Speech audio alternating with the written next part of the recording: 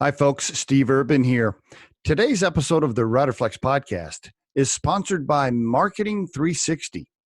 My good friend JB Kellogg and his team do such a fantastic job for us and so many other companies. Marketing 360 is the number one platform for small business, and it's everything you need to grow your business.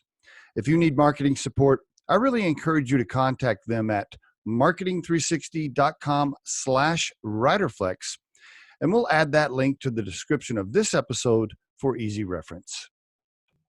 On today's episode of the Riderflex podcast, we have guest Matthew Knippen. He's the co-founder and CEO of Charge Running. Charge connects you with runners from all over the world, while also providing you with a live certified running coach to help you run smarter, faster, and give you that extra push.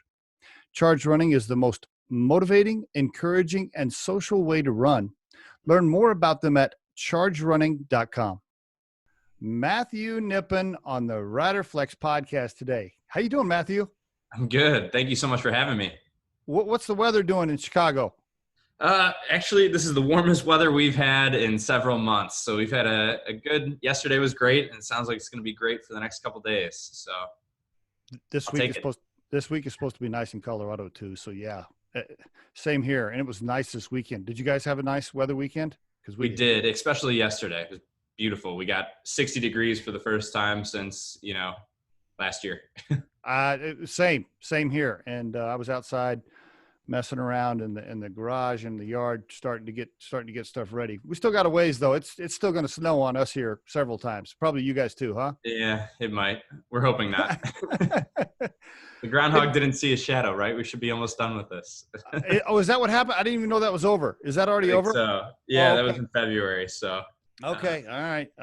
Hey, before we get into Charge Running, if you don't mind, just give the listeners some information about yourself, personal, where you grew up, maybe some family stuff, and then kind of why you decided to go to the Illinois Institute of Technology, stuff like that. Just kind of give them an overview.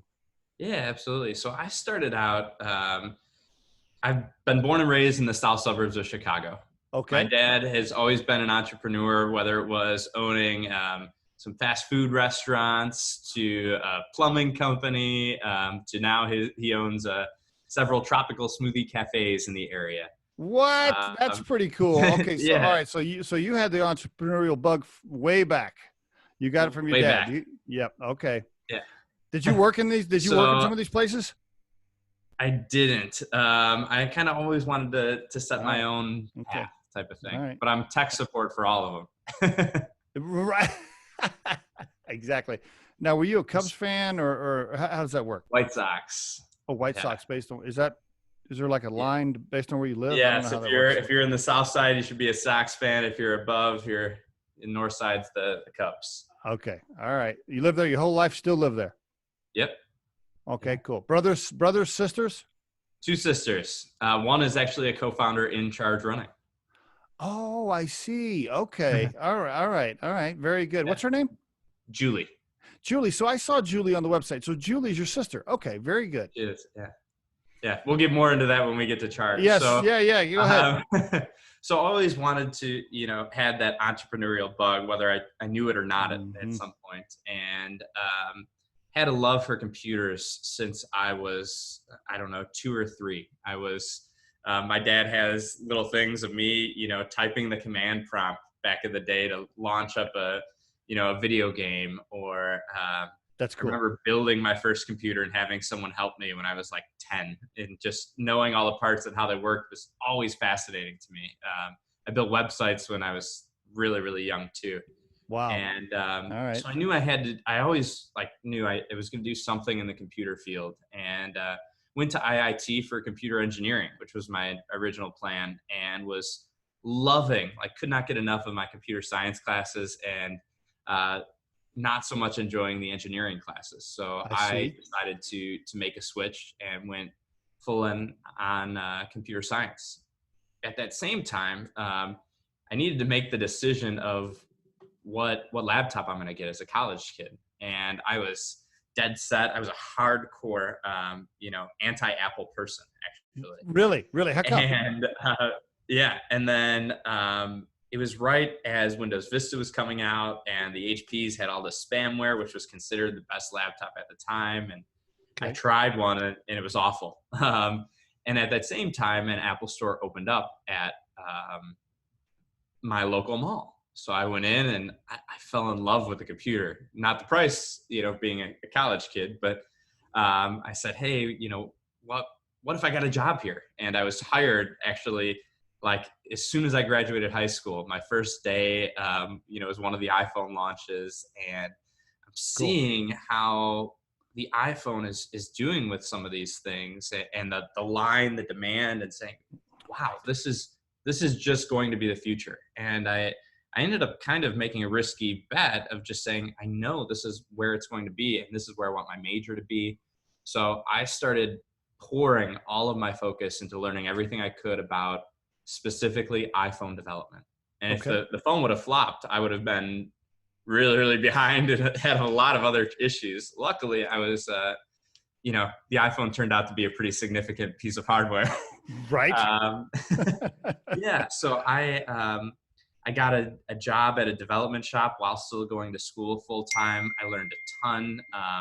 Okay. Getting to just work on many different apps at many different time at the same time, and working with people who had an extensive knowledge of Objective-C at the time. They were making Mac apps, and they were hired away for iPhone development. So I was able to just learn so much in 6 months to a year that I was getting asked all the time for side projects, and the going rate for an iPhone developer with 1 year experience at that time was just outrageous, because everyone wanted Wow. so much of experience in a platform that just didn't exist yet. So within Gotcha. a few years, I got a pretty nice contracting gig, and they would let me go through and finish school. Just say, hey, work your classes in the evenings. But I was doing 15 credit hours and a full-time job throughout my last year and a half of school. Yeah, that's a And heavy load. That's a heavy load right there, especially if you're trying to kind of maybe drink beer and chase girls a little bit too, right? I mean, yeah, that's hard. absolutely. Yeah, it's busy. So as I went and worked for a contractor, they were about to pull me full time, and someone I met casually at a developers conference, he says, "Hey, if I match your salary, will you come work for me instead and come work for a startup?"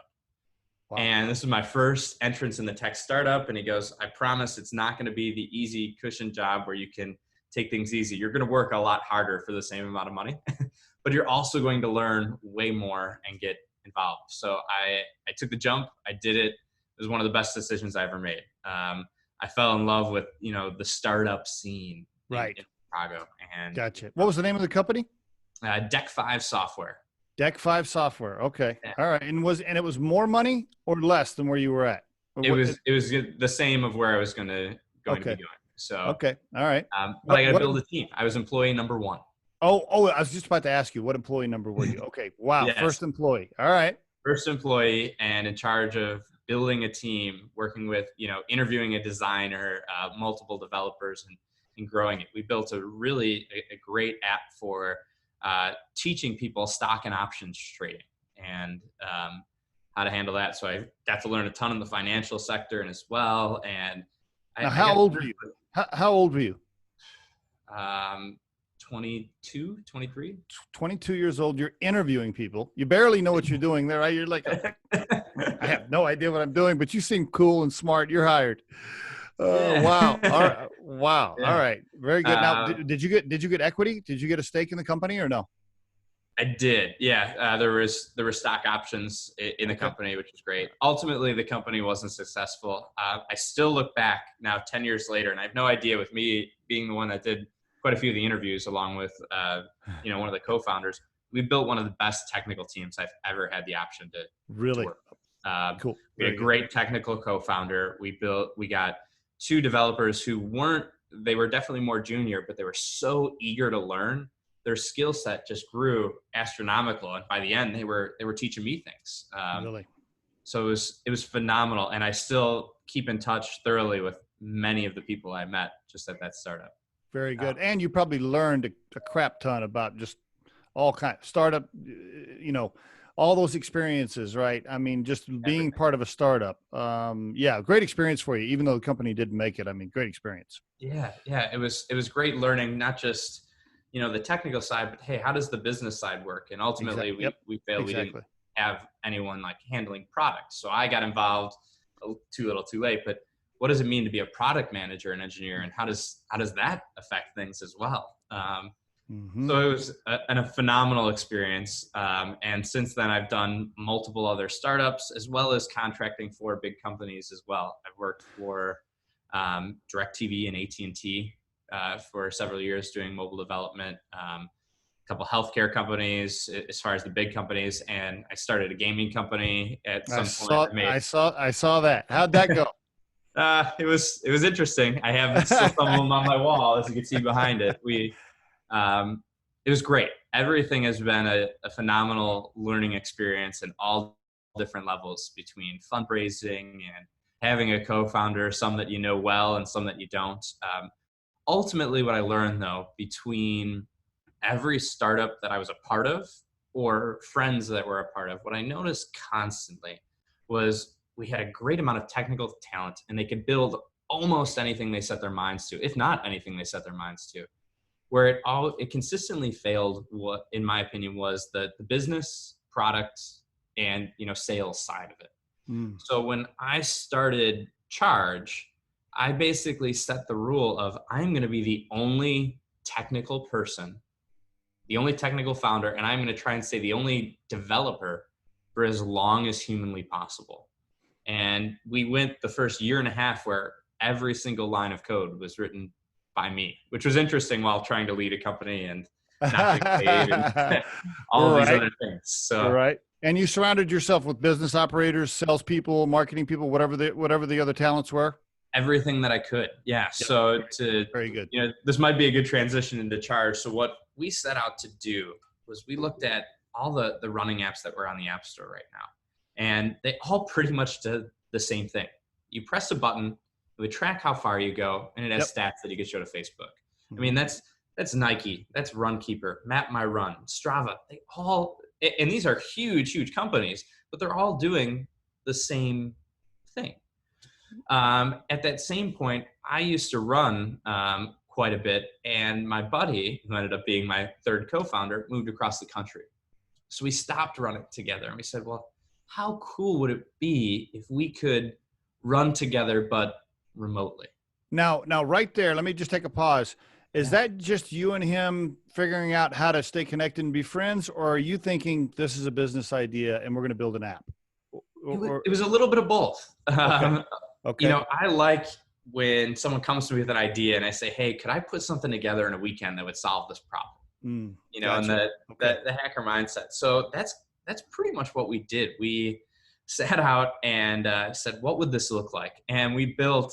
I mean, I'm sure I have a screenshot somewhere, but the most basic app in the world that you could see of white and black, no pictures, color, and the audio actually happened through a group phone call.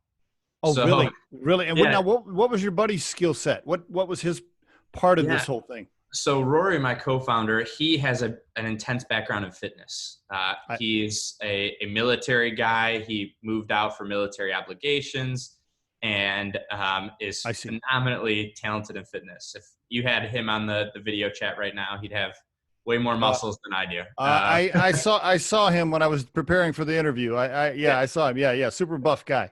yeah, and a really smart guy. And with his military experience, basically, he's the type of person that anything I throw at him, he can go and handle and execute. So we had to Okay. hire a lot of trainers. He would run and maintain all those schedules. We had to do data analysis. He goes, all right, I'll go learn SQL and learn Now database. it's just you. It's just you and him at first. Yeah, yeah. And And then now, how are you funding that? Like, how are you? Are you still working on side projects? Like, you're being a contractor on the side, and yeah, how is this?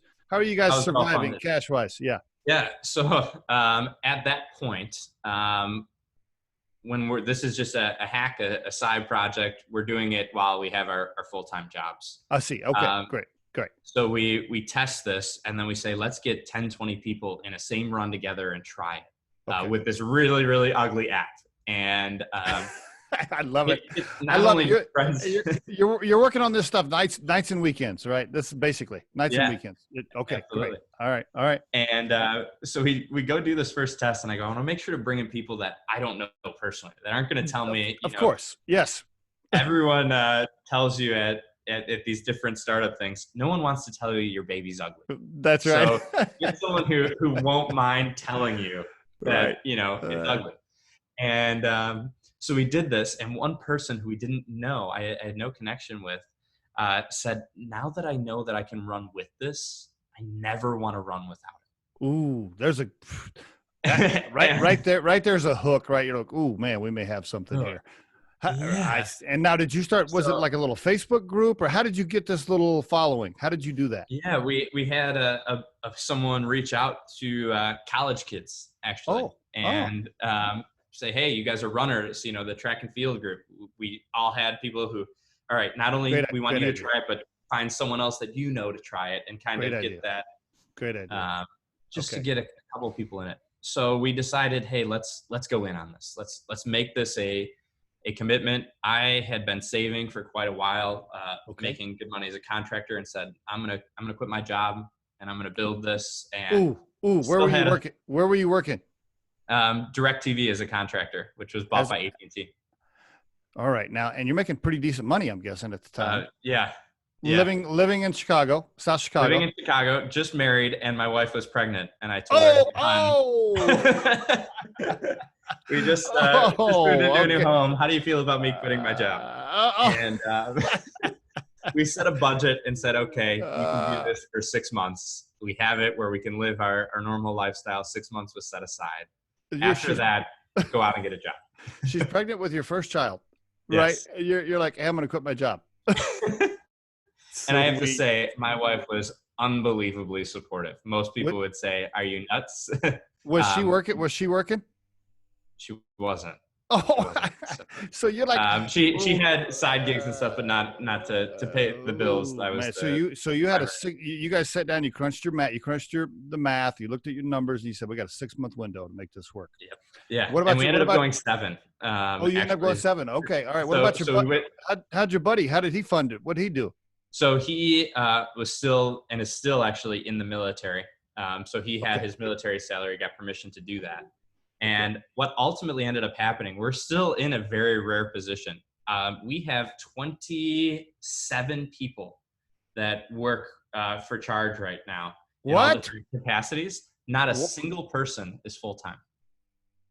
Are they 1099? They are. Yeah. So everyone is 1099, including so the founders, myself, Rory, and then right after this started happening, we brought in my sister, Julie, who had a background not only in running businesses, that she ran the plumbing company that my father gotcha. And did much of that, but her background was in kinesiology and fitness. I see. And did you say, hey sis, come help me run this? And she's like, well, what does it pay? And you said, well, nothing right now.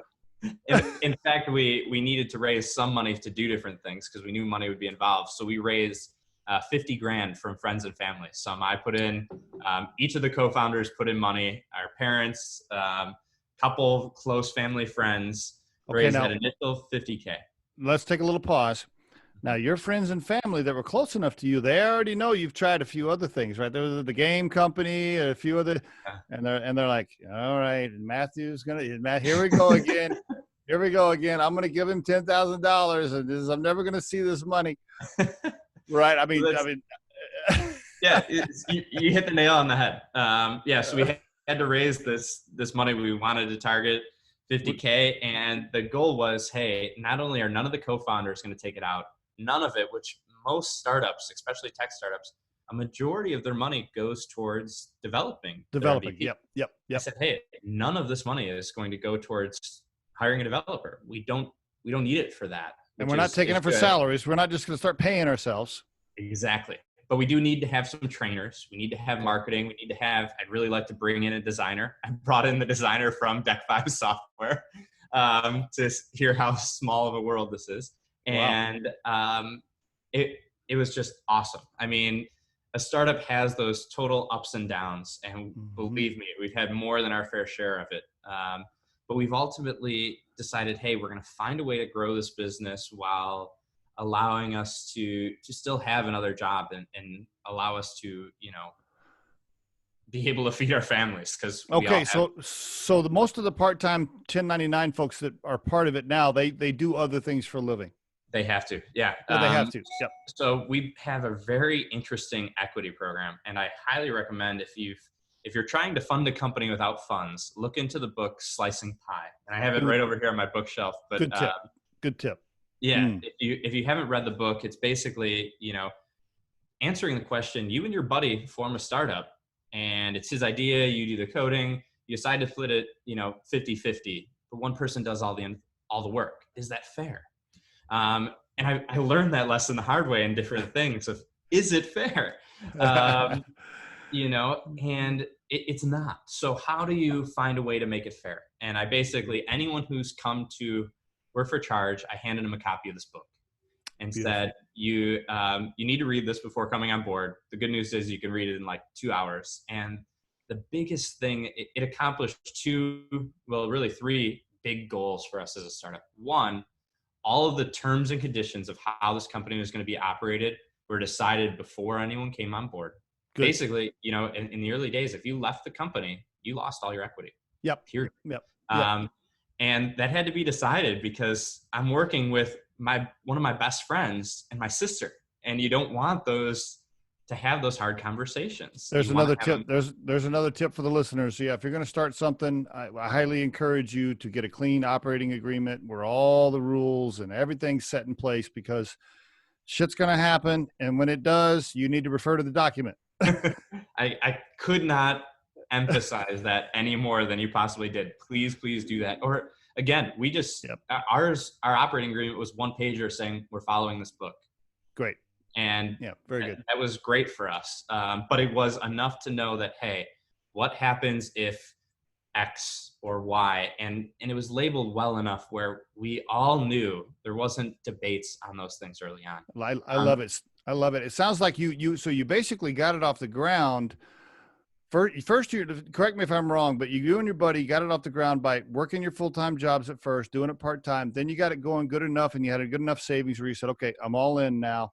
Now I got to talk some other people into helping us, but we don't really have the payroll to do that. So let's come up with a creative equity strategy and let them be part-time 1099 so they can be part of it, but still pay the rent by doing this other thing. I mean, all love it. Yeah. Do I got it so far? Is that Yeah, very close. Yeah, we started that actually from day one. great? Before even Great. Rory and I wanted to start, him and I wanted to be on the same page to make sure that, I you see. know, we had that operating agreement because we were good friends, and I didn't want Yes. any business Yes. coming in between that. Great. So one is it set that terms up right away. Two is it almost accidentally has a built-in retention program, right? And the fact if you Exactly. lose your equity, you're gone, and everyone knows that. Where when the going gets tough, and I can't stress on how much of a roller coaster any startup is, but definitely ours. When you have those bad days and you just want to say, forget this, knowing that you're walking away from everything really Mhm. makes you think twice before you go do that. And we've I had those days where yeah. we just go, why? And, when you take time and go back, it balances itself out. And when you have those highs of being featured on the App Store, which we've been fortunate enough to do multiple times, and see these 20,000 downloads come in a day, and those highs and lows balance out. Now, yeah, and let's do this. So let's do this. Let's go back. You were about to go into an overview of the app, and I kind of spun you off into hold on. Tell me how you got there a little bit. So Yeah. tell the listeners now, like as of today, let's just give them a 3-minute overview of the app and exactly how it works. 5 minutes. Just give them an Yeah, overview. absolutely. So, as I mentioned earlier, I feel like almost every app on the App Store does the same thing. You press a button, it tracks how far you go. It's got stats you get shown to Facebook. What we wanted to do instead was give people the option to really make their everyday run more exciting. And what we did is, instead of opening up that Strava Map My Run, when you open up Charge, you say, hey, there's 20 different live runs happening today. When I say Cool. the word live, I really want to hit that like super hard in the fact that we have a real person wearing headphones with a nice microphone, and they're your DJ during that run. So if you decide there's one starting in 2 minutes, I want to go run the 3 p.m. Central run. I'm going to be running with Coach Michelle, who's based in California. She's going to be giving me a 30-minute moderate tempo run. She's picked out the exact music that's going to fit perfectly with this type of run. Can you talk through your mic and go, hey, I don't like that song? So we tried a bunch of different things, and we learned that in the white and black version that having everyone on a microphone was awful. You just heard probably people panting constantly. Never did quite what we wanted it to do. That's funny. So we did multiple iterations, and the 1.0 was one-way audio only, where the instructor would talk to you. They'd give you this coaching advice. We have a really cool level progression system that I'll talk about in a minute. Immediately, the number one thing we learned from launching a 1.0 is people want to be able to communicate in this. Yeah. And so what we did was we go, hey, we're going to build in a chat for before and after running. Okay. And it's just a large group chat message. Well, I thought it would just be used before and after. I could not be more wrong on this.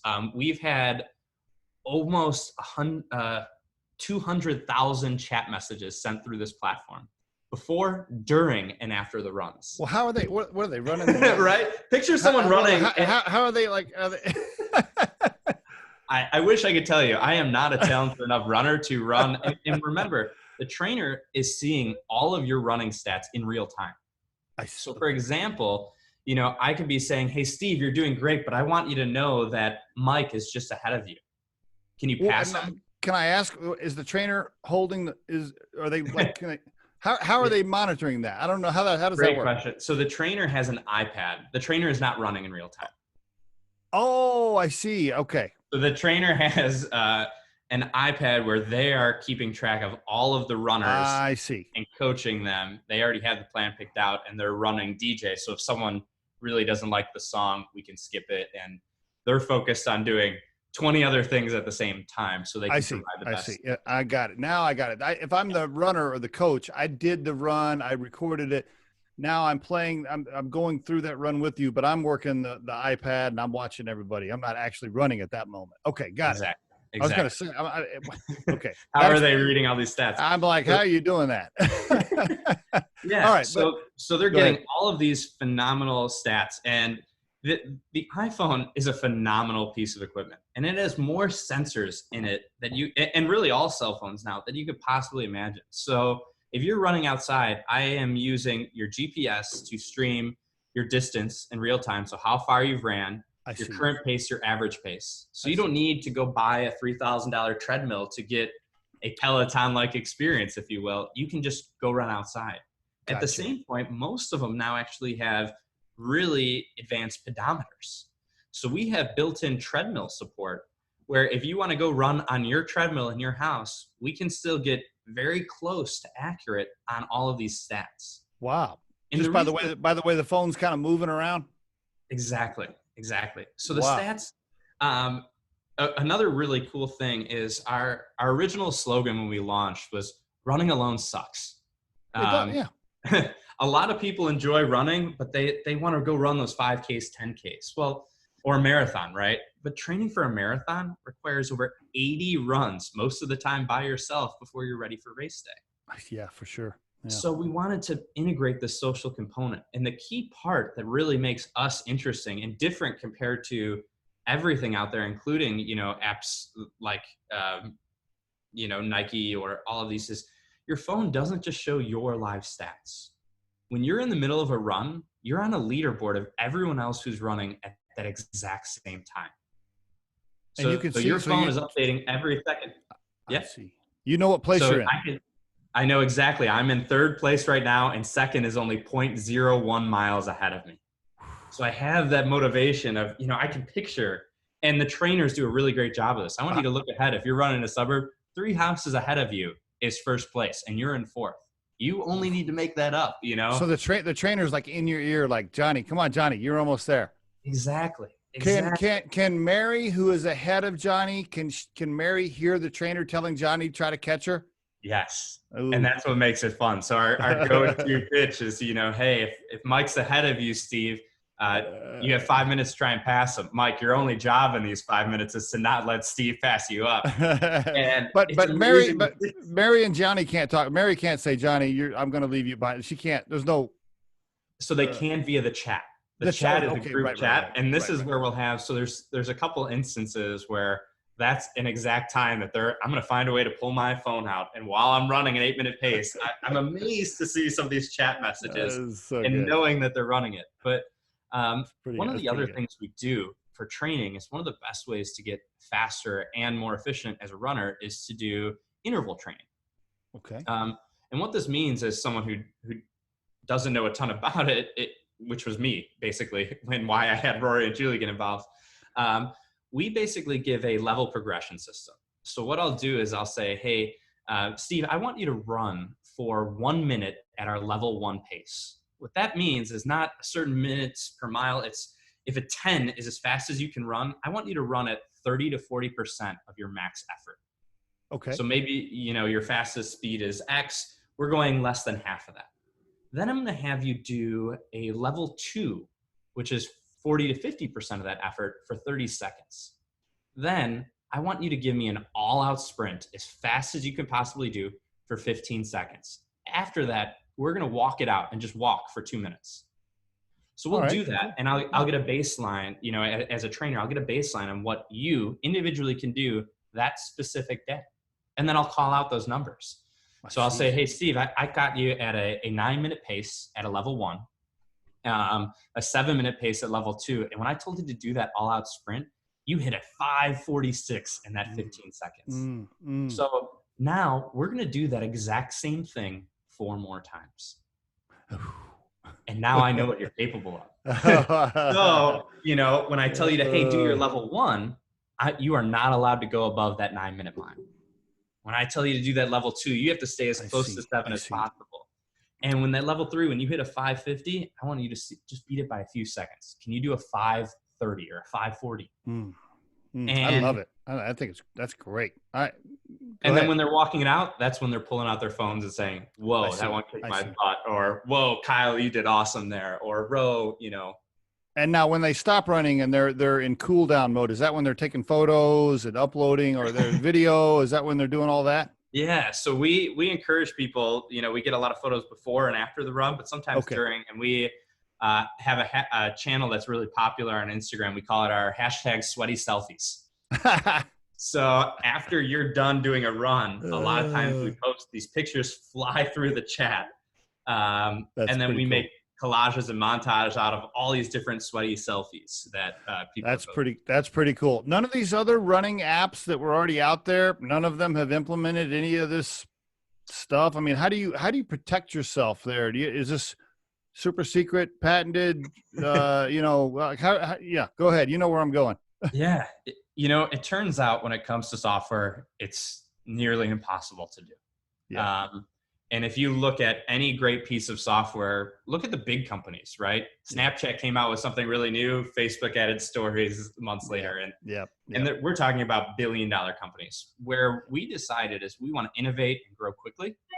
And we want to be the best at doing one specific thing. That way, if a company comes along and wants to do it, hopefully the quicker option would be to look into acquiring that company that has thousands of users ready who have tested it and are in love with it, as opposed to trying to build it from their scratch. All the more reason to have an equity play for all of those 1099 part-time folks that are helping you, right? Yeah, absolutely. So we even to this day, going on the slicing pie, is we were fortunate enough, we raised a round of seed funding. Oh, you did? Can you share? Can you share how much? Yeah. We raised to make this interesting. We raised $500,000 that went to the company. All right. And we raised $125,000 where the investor wanted to own more, but we didn't have the equity that the company wanted to give up. Okay. So what we did was allowed certain people who, like those friends and family that got involved, basically the option to cash out and sell their equity. I see. Okay. Bought back some equity, basically. Yeah. So we had a simple way of doing that. So the people who, we got that 10 grand, which was very close to what a lot of people gave, they decided to sell half of theirs. Okay, I And see. they got a great return on their money. Yeah, you Where, didn't. Yeah, good, good. if it bombs from here, they're still going to be net positive, and they still have half of their, equity in for as we keep growing. Was that scary when you asked somebody to write a $500,000 check? Was that a little nerve wracking? You would think it would be horrifying, and I, for better or worse, don't have a ton of fundraising experience. I got involved with someone doing a contract gig to make my full, to make a salary, and got involved in a startup. And as I was talking more about product and advising him on how he should build his product, and here's how the numbers worked, and Mhm. different things to think about, he's like, "What do you do outside of working for me?" and I see. Wow. so I built the relationships outside of it, and this investor basically offered to write a check before we started formal fundraising. How about that? Are you still in control at this point of the cap table, or what? Oh yeah, What? yeah. All right. We're still definitely in control, Oh, okay. and we want to keep it that way for a while. But I have a phenomenal relationship with that investor too, where Very we're good. Very good. um, and that's another, if we want to talk about founder advice, Yes. make Yes. sure you have that. Learn from other startups. Make sure you may not always be able to keep control depending on how fundraising. That is always something that could fall out of your control as you grow as a company. If we, Hmm. raise multiple rounds, that could definitely happen in the future. Yep. But what you can control is who you take money from, Yep. essentially. Yep. Totally And agree. Are you working on a Series A right now, or it's still too early for that? we're getting very close. It's going to happen in the next few months.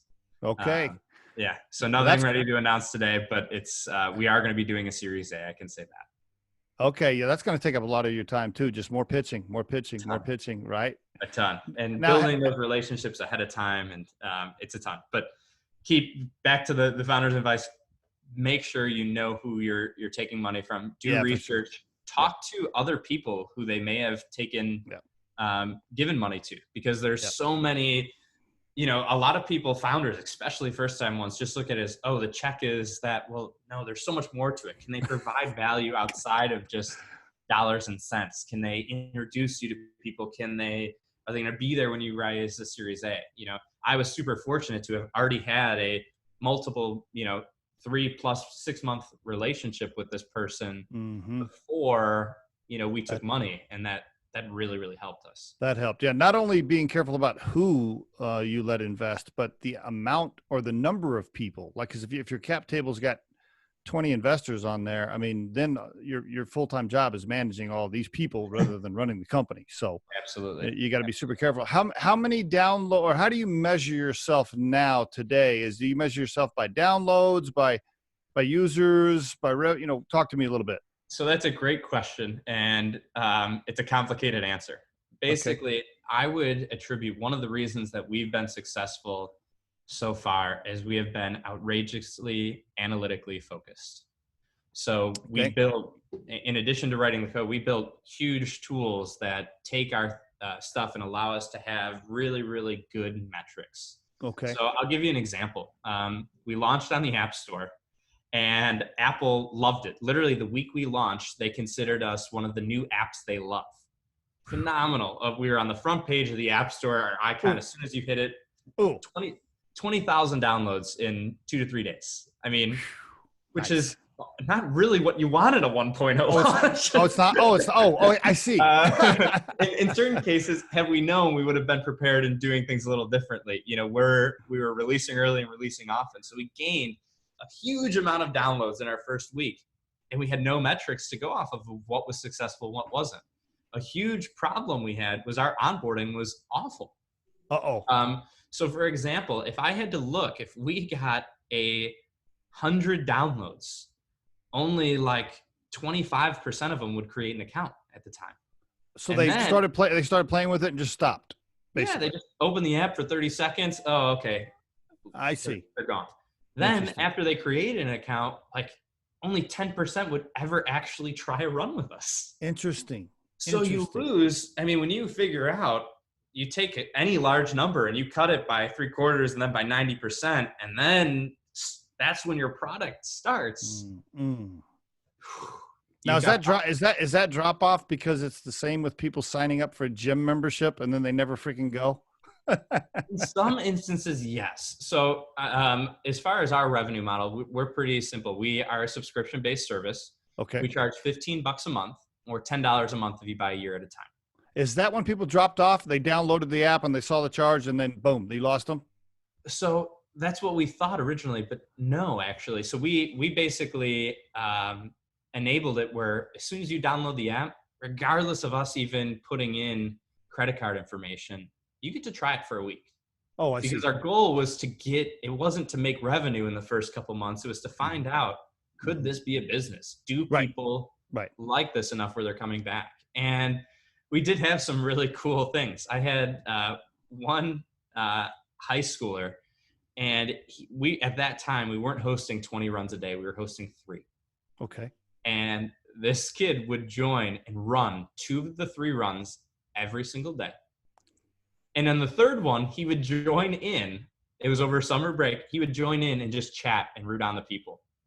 I could not pay someone to do what this person was doing. Oh, that's pretty cool. So, all right, that's kind of like the people watching gamers a little bit, right? Like there's an audience to I see. Yeah, but we had those. One of the lines of advice I heard when you're really early and starting out, I would rather have 3 people who love 10 out of 10 the product than 100 people who like it. If you can find people who are that passionate about something that's a 1.0, meaning it has bugs, it's definitely not refined, you can find more of those people. And that's one of the things that really kept us going that early in the process. Is what version are you on now? We just launched our Charge 3.0. There's been over 37 versions, I believe, to the App Store. Wow. Okay. Iterate. How many users, or how much? Like you said, I know it's a confusing answer, but yeah. So some of our numbers are private, but we have gotten over 60,000 downloads. 60,000 downloads. Okay, very good. And you are revenue's happening, right? We are. Yep, we're bringing in quite a few. I can't release those exact numbers yet, but yes, you are. Money is hitting the bank account. Money is hitting the bank account each and every month. We have hundreds of people that are paying for the app each. Are you paying yourself yet? I am not. You're still not a dime. Well, wait a minute. You started in 2017. You already passed your 6 months that you promised your wife. Yes. So like I said, we have 25 people working for Charge. Not a single person does this as their only source of income. Including yourself. Including myself. I see. So that's what you do. Okay. Got it. There's some more, there's some more tips for the listeners, right? So do you encourage that for aspiring founders? Like, hey, do what you got to do on the side to get it going. Is that your, Absolutely. 10 out of 10. Yes. And especially early on, I'm at the stage of my life now where I need a higher salary than when I was in college. I have a house, I have a wife and 2 kids that I have to support. 2 kids. 2 kids now. Yes. Okay. 2 beautiful girls. And, one, when you have the ability to work, on it where you don't have those demands, go for it. 2, really, with as many founders as I've had the opportunity to talk to, the thing that scares most people is that initial letting people use it. And if I could tell you one thing, if there's one piece of advice, it is release way, way, way before you think it's ready. When we launched, I quit my job January 1st. We launched April 3rd on the App Store. And I said, hey, I'm building this in 3 months because we need 3 months to grow and learn from our users. I probably waited too long. And I could tell you, I had our next 10 features lined up.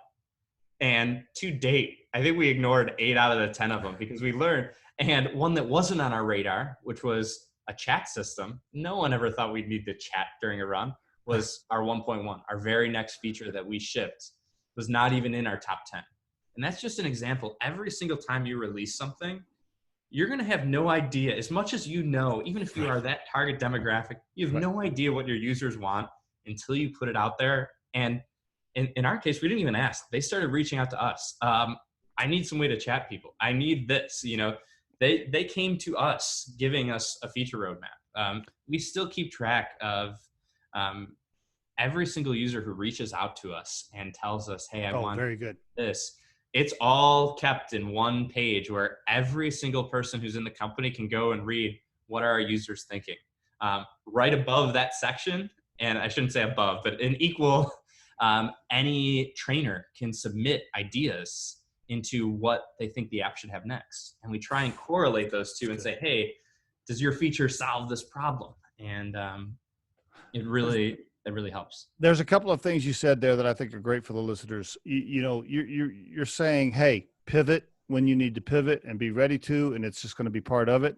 And you also said, listen to the customer. Listen to don't try to, put this black and white. Okay, I got this thing exactly like I want it, and this is how it's going to be. No.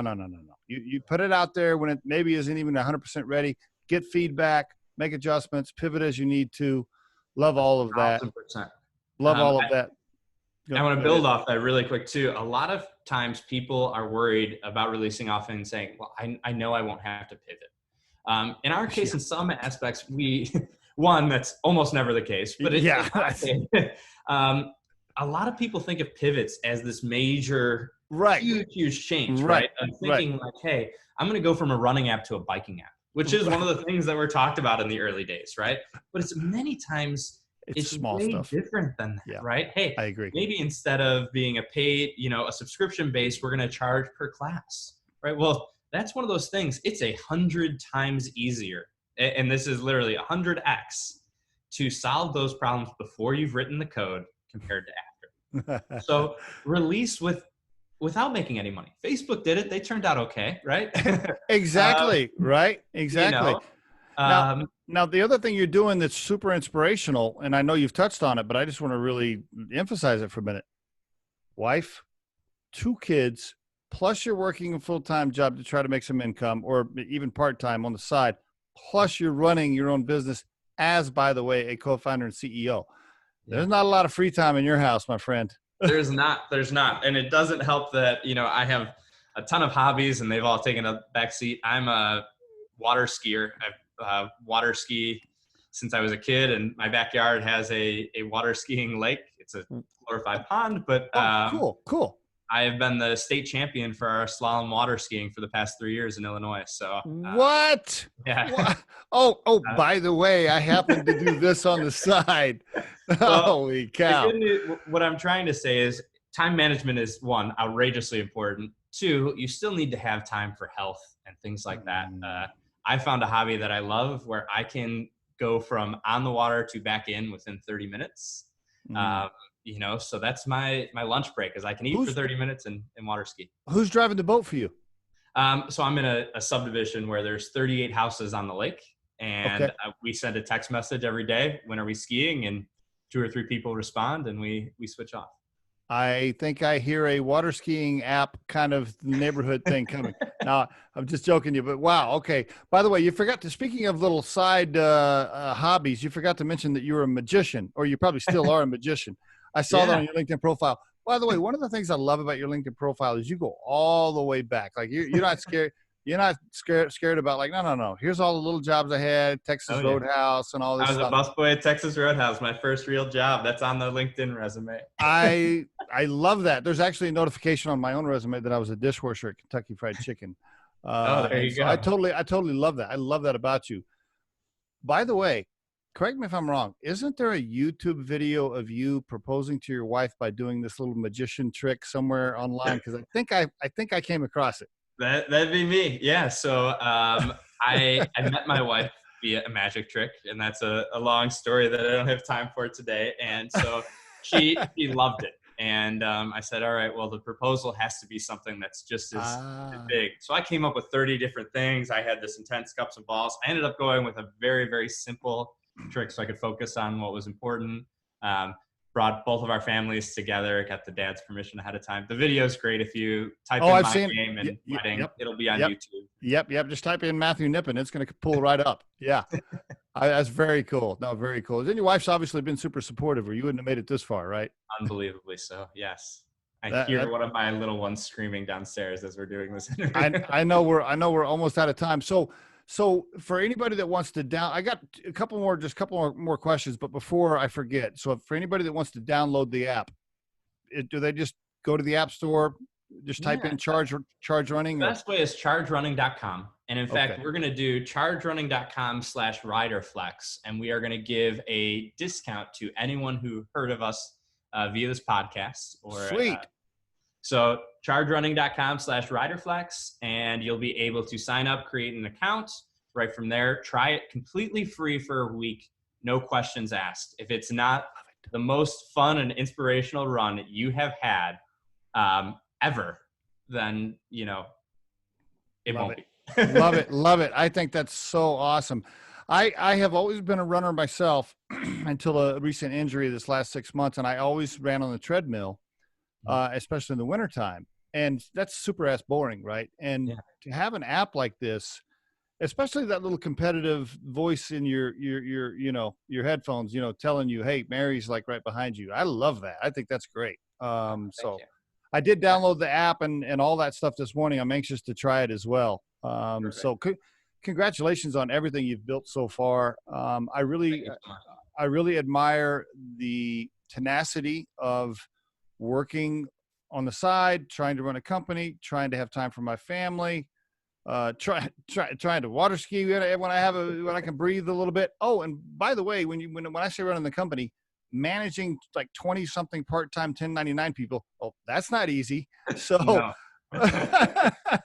No. so I mean, you obviously are a highly organized guy, or you wouldn't be pulling that off.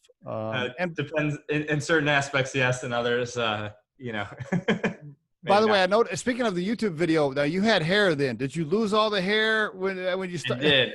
I did. I noticed we both have the no Yes, hair, beard, black yes. shirt on. We're totally matching for today. Uh, Oh, yeah, I just decided to embrace it. One less thing to take care of in the morning is, ex- isn't it? Isn't it? It's great, isn't it? I love it. For all you guys out there that are trying to spread your little hair around, like just go ahead and shave it off. It's so much easier. One last question real quick before we go. I know we're almost, I could talk to you about that app for another hour, by the way. Super cool stuff. Um, if you had to put Matthew's core purpose into a sentence, your core purpose in life.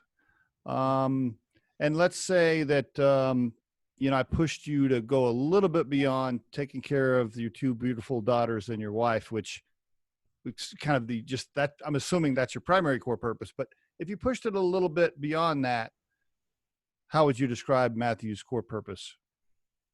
Yeah. Whew, that's a big question. You know, the 30-second tangent where we started, where I wasn't this big Apple fanboy. If you know me now, I became a huge Apple fanboy. I'm talking to you on a MacBook with an iPad, iPhone, Apple TV. I own AirPod. I mean, every Apple product I've become obsessed with. I became a big Steve Jobs was a good role model as far as business and many things he did in life.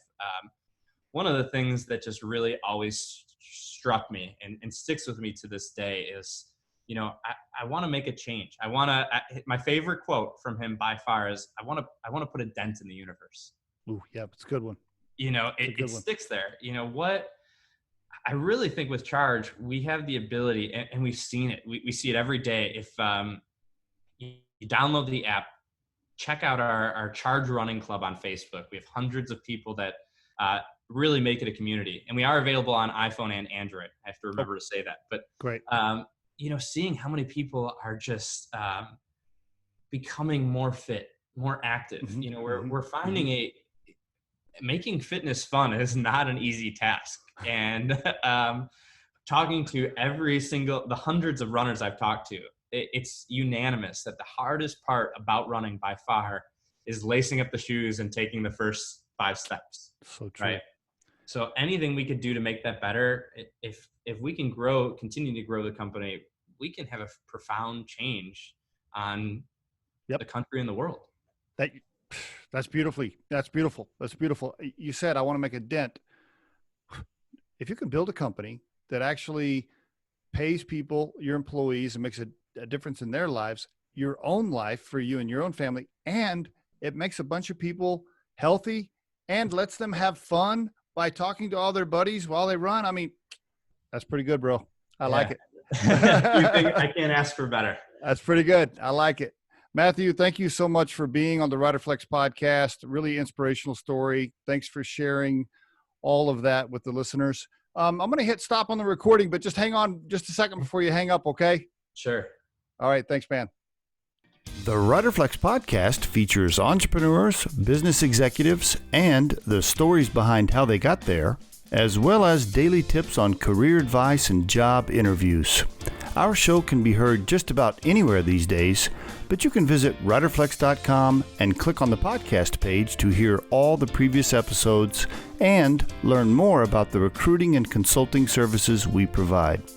Contact us at the email address info@riderflex.com or 888-964-5876. Thanks so much for listening, and if you enjoy our show, please be sure to subscribe to our channel and like the episodes.